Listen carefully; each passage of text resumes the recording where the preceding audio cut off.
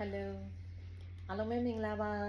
စမရာဝန်ကချင် base လေးရကျေးဇူးပါတယ်ကဲဒါလေးကတော့ပါတိလလလေးတွေကိုညွန်နေတဲ့သူတွေအတွက်အယောင်လေးရလဲတကယ်ကိုအယောင်လွင်လေးတွေပေါ့နော်အယောင်လွင်လေးနဲ့လှတဲ့ပုံစံလေးကိုကြိုက်တဲ့သူတွေအတွက်ပါဒါလေးကဘလူးလေးတွေကထွက်တယ်နောက်ဆုံးထွက်တဲ့အစင်ပါနော်ထွက်တာတော့5-6ရက်9ရက်လောက်တော့ရှိပြီထင်တယ်ဒါကျမအခုမှရောင်ပြစ်တာပေါ့နော်အဲ့တော့ဒီဘလူးလေးတွေကတော့ဒါရွှေစာကြီးပါတိတ်ထဲမှာတော့အမြင့်ဆုံးဖြစ်တယ်လို့ပါတိတ်လောကမှာလည်းပြောရမယ်ဆိုလို့ရှိရင်ဒါလေးတွေကဒီဟာအမြင့်ဆုံးပဲပေါ့နော်ပါတိတ်လောကဆိုတာတော့ကွယ်ဟို30-30တန်းကိုပြောတာတော့မဟုတ်ပါဘူးเนาะကျမတို့အခုထွက်နေတဲ့လက်ရေးလေးတွေထဲမှာဒါတွေကကျတော့လက်ရေးအစ်ချီသားလေးတွေပေါ့နော်ချီသားလေးတွေဖြစ်ပါတယ်ဒီဘလူးလေးတွေကတော့လေတီးပြီးသားဖြစ်တဲ့အတွက်ကျမအထူးတလေတော့မိတ်ဆက်ပေးစရာတော့မလိုတော့ပါဘူးเนาะသူကဒီဟာလေးကလေနှင်းစီပန်းလေးတွေပါပဲเนาะနှင်းစီပန်းလေးပဲသူ့နာမည်ကအတွေ့တာနှင်းစီတဲ့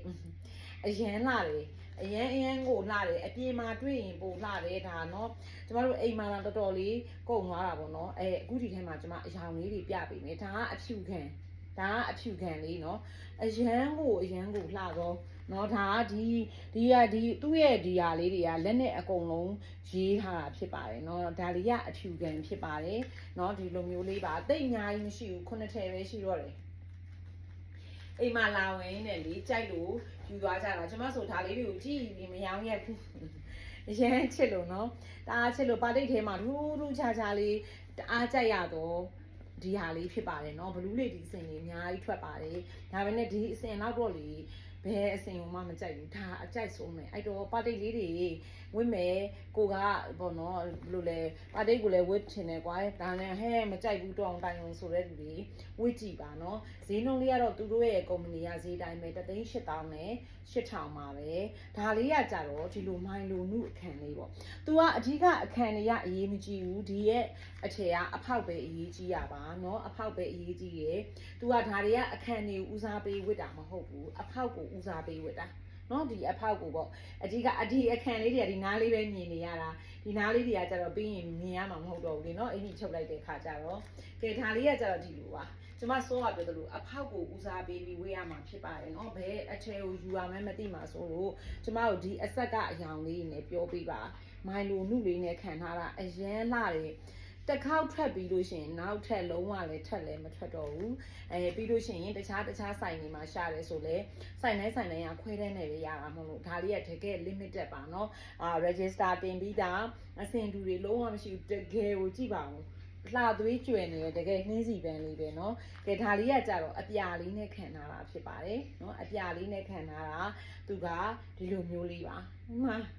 ဒါလေးကိုယူရမယ်ကျမဝတ်တဲ့အရာမပါဘူးเนาะကျမဝတ်တဲ့အရာမရှိတော့ဘူးအိမ်လာတဲ့အမတယောက်ယူသွားပြီမို့လို့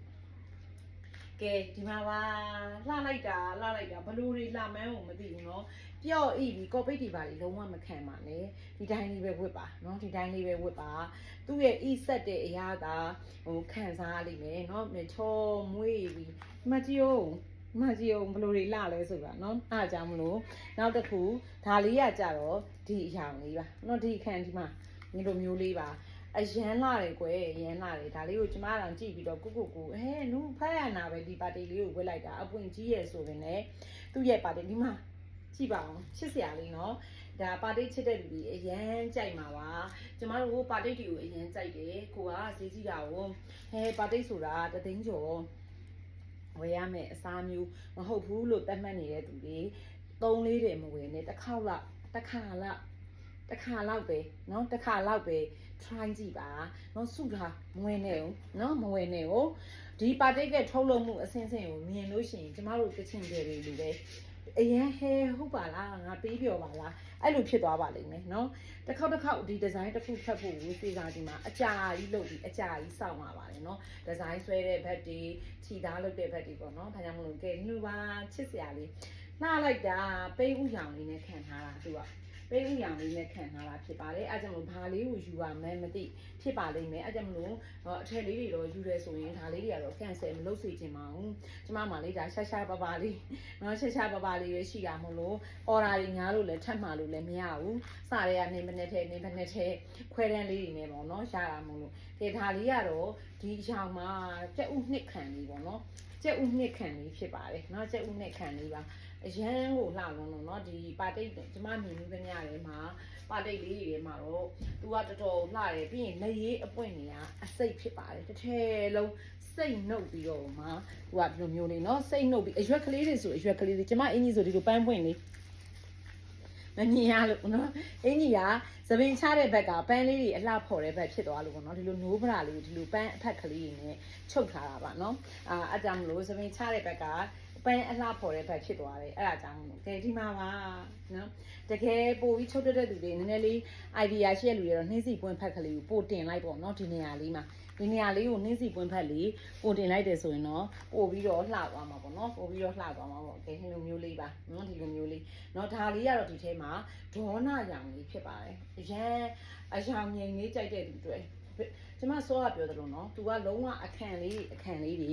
ခံထားတာမတူဘူးဒီမှာတိရွက်လေးတွေတစ်ဖက်လေးတွေဒီလိုမျိုးလေးကတ်ထားတာအင်ဂျီလေးရလေနော်ဒါလေးဆိုရင်လူငယ်လဲဆန်တယ်ပေါ်ပါလေးဖြစ်တယ်ပါတိတ်ဝစ်ပြီးတော့ဟိုမှာလှတဲ့ပုံစံလေးပေါ့ဒါလေးကကြတော့ဒေါနာရောင်လေးပါနော်ကျမစောကအမြဲတမ်းပြောသလိုပါပဲပါတီလေးတွေကလည်းဒီဇိုင်းလေးတွေ creation လေးတွေဖြစ်လာတော့အရင်လိုမဟုတ်တော့ဘူးပေါ့နော်ဟိုဘယ်လိုလဲမင်းကလေးတယောက်အတွက်ရောင်ဘယ်လိုလဲရောင်စုံပန်းပွင့်လေးတွေခန္ဓာကိုယ်ပေါ်တင်ထားသလိုမျိုးလေးပေါ့ကွယ်နော်ဒါလေးပါမကြည့်အောင်လှတာအယောင်လေးဆန်နဲ့ကျမတိတ်အများကြီးပြောလို့မရတော့ဘူးเนาะမပြောတော့ဒီမနှင်းစီပိုင်းအောင်အယောင်လေးစုံနေရပဲအရွက်ကလေးတရွက်ကလေးတကယ်နှင်းစီရွက်ကလေးတွေပုံဖော်ထားတာပေါ့เนาะပုံဖော်ထားတာဖြစ်ပါတယ်ကဲအားလုံးပဲကျေးဇူးတင်ပါတယ်ကျန်မှချမ်းသာကြပါစေ